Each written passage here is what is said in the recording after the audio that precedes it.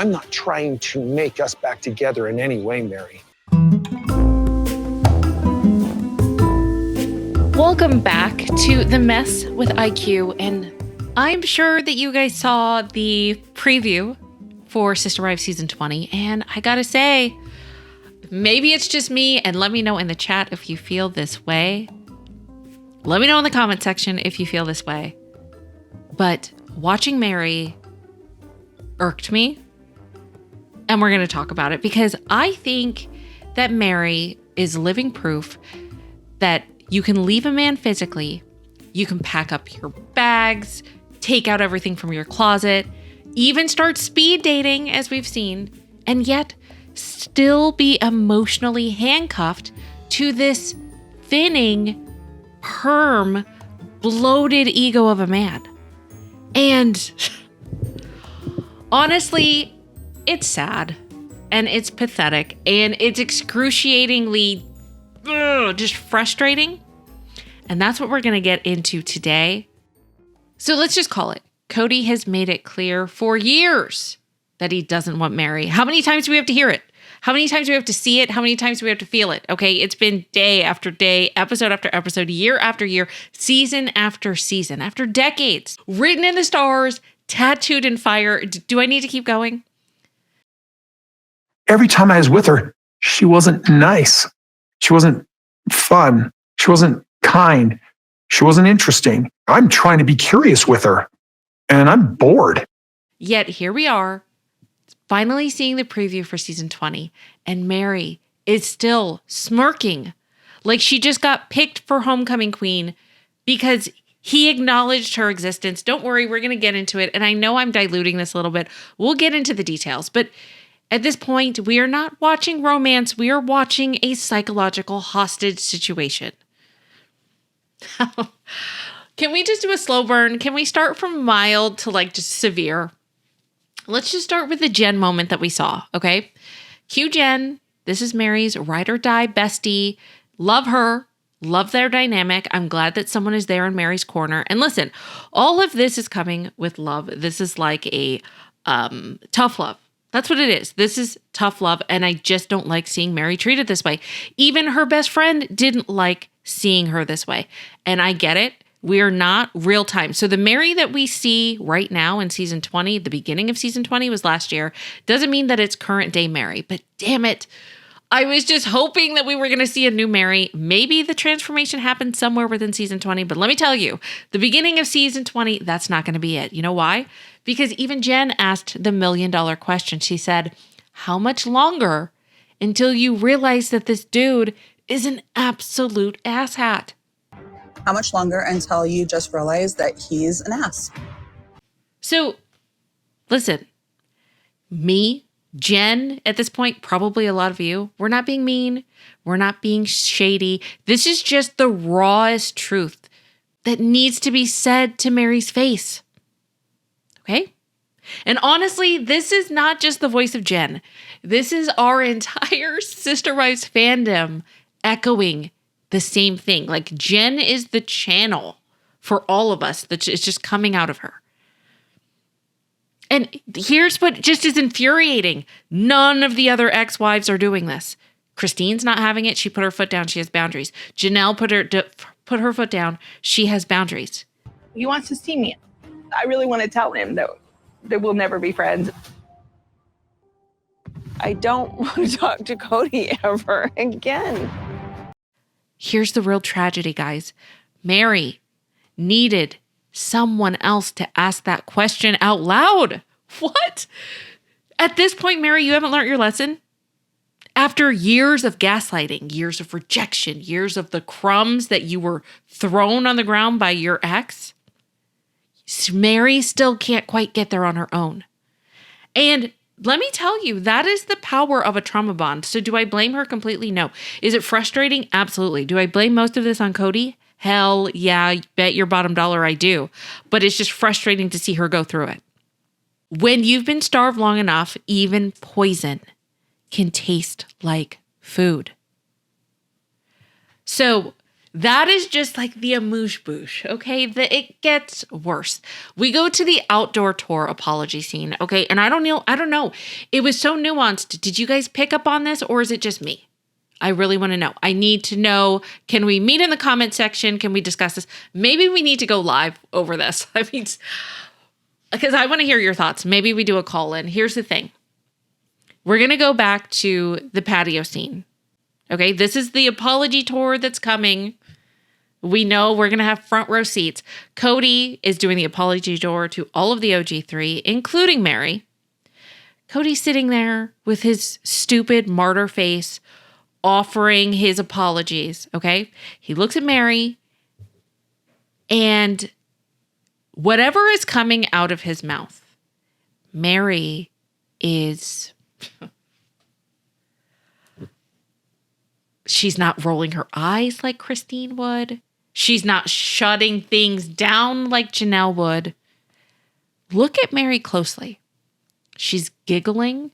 Look at her eyes. Even though her mouth is covered, this is a woman that is gleeful, that is happy. She's beaming. She's beaming. And I get it.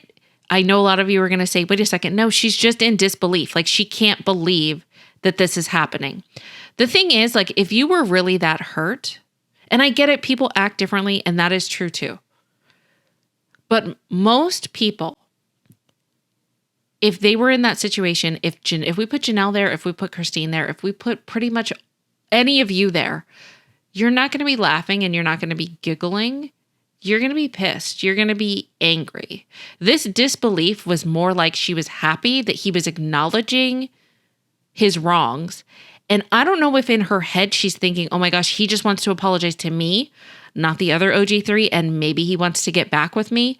Because Kody was uncomfortable enough, and he didn't say this to Christine, and we didn't say him say it to Janelle, but he said to Meri, listen, Meri, like he's done so many times before, I'm not trying to make us get back together in any way.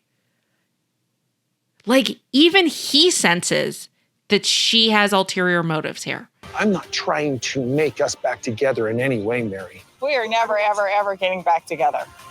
And yeah, in her credit, to her credit, and I'm glad that she did it, she was like, listen, dude, we are never, ever, ever getting back together. I mean, quote Taylor Swift there, right? Because I don't know. In my gut intuition is telling me that for Meri, that was not rejection. Her eyes were giddy. It was like, oh my gosh, do I have a chance? And maybe that was just a chance that she wanted to then reject him. I don't know, but it was odd. And it's usually something that you see when you're happy that your ex wants you back. That was not rejection. That was recognition. She, in my opinion, wasn't hearing, we're done. She was hearing, hey, Meri, I still care for you, and to spell it out. And that was enough to light her up like a damn Christmas tree. And to me, in my opinion, that is not just sad. It's pathetic. And it's dangerous. Because it proves that, in my opinion, I think Meri, at this point in time, I'm not saying she's like that now, but at least in the beginning of season 20, she is still hooked on Kody. And hooked on the one thing that Kody has always denied her, especially with his stupid power trip moves. And that one thing is significance. Meri feeling like she mattered, that she was significant. And I think she would love to have Kody come back and say, I made a mistake and I want you back. Not the other two, but you. And really, I just want to clarify this again. Why do you think that Kody didn't have this same nonsense, feeling weird, feeling like, oh my gosh, I need to clarify that I don't want you back? Why didn't he have that nonsense with Christine and Janelle? Why wasn't he out there like being like, no, I'm not trying to get back with you? Why was it only Meri? Let me tell you, because I think the OG2 out of the OG3 has made it very crystal clear that they are not just DONE, they are DUN. Okay, that's a different level of done. They are done. Christine didn't just leave Kody, okay? Christine reclaimed her power. Christine set boundaries. Christine found self-worth. Christine is ready to expose a MFer, right? Don't we have the days counting down? She basically turned the dumping Kody, the I'm a new woman, the I deserve more than this and so do you, into her personal brand. Kody could apologize until the cows came home. And Christine wouldn't make it a mistake for a proposal. I can tell you that. Let's just head on over to Janelle. We know Janelle is the cool, pragmatic, emotionally detached to Kody Janelle. And even Janelle reached a breaking point, and she has never looked back. Janelle didn't need clarification from Kody. Kody didn't feel threatened that he had to clarify, I don't want to be back with you. Guess what? Because she's not delusional about what Kody is or isn't offering. She's a free woman. And even if he did, it would be game over. But this is why I believe, throw tomatoes at me if you want. I would love to know your opinions, and that's fine if we have differing opinions. But to me, at this point, I'm not saying that she's not like that now. But early season 20 Meri is still not ready to close the book, truly. For her, the door is still cracked, and the candle is freaking still lit. Which is why I feel like Kody had to stomp on her little flame and say, hey, just so you know, I don't want to be with you. Even though I've already said it 1,000 times, let me say it again on front of national television. That in itself is degrading, and that's why I'm pissed, because I would feel like a dumbass if that happened to me. And I would feel like a dumbass if it happened to you. If Meri was my best friend and she's doing it again, I'd be like, why are you looking bad on national TV? What are you doing? What are you doing? He didn't need to say to Christine and Janelle any of that because he knows that these women are already emotionally divorced from him.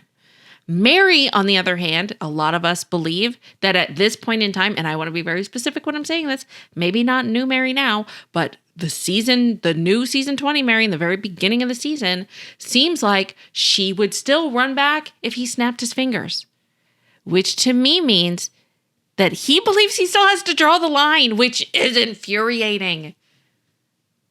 Not for him, but for her. And here's the brutal reality, okay? Meri behaves differently because I believe at that moment in time, she still wanted him. Not as a man, but maybe as validation. Maybe she's still addicted to this humiliation cycle. And it's like Christine and Janelle chose freedom and Meri chose fantasy. And we've seen this same clueless cycle over the past decade. Like the whole giving Robin her legal marriage so that Kody could have, I guess that the kids could have Kody's last name. I mean, Kody basically replaced his new favorite, right? And that whole catfish era where she felt so emotionally starved that she fell for an online scam. Instead of using that betrayal to wake up, she spun it as this mistake and went back begging for scraps for years. And, you know, all of the reunion shows where she was like pleading, like, I don't know where I stand with Kody. When he was saying, didn't he say, I don't really care what Meri does. To me, if Meri moved on, it wouldn't bother me. I mean, girl, you stand in this reject pile and you've been in the reject pile. This man doesn't even look your way unless it's for camera content, you know? And season 20, don't get me wrong. I'm very glad that she's doing her speed dating and she's like doing her moving on era. But if you're still getting giddy when your ex is right there and he still has to like implore you to back away and that he doesn't want you, then in your mind, you probably have that rejection equals attention and attention equals hope. So why is it that Meri is lighting up when other women would normally shut that S down? Why is she making these rejection mistakes of intimacy? Is she addicted to humiliation because at least humiliation means that Kody's acknowledging her?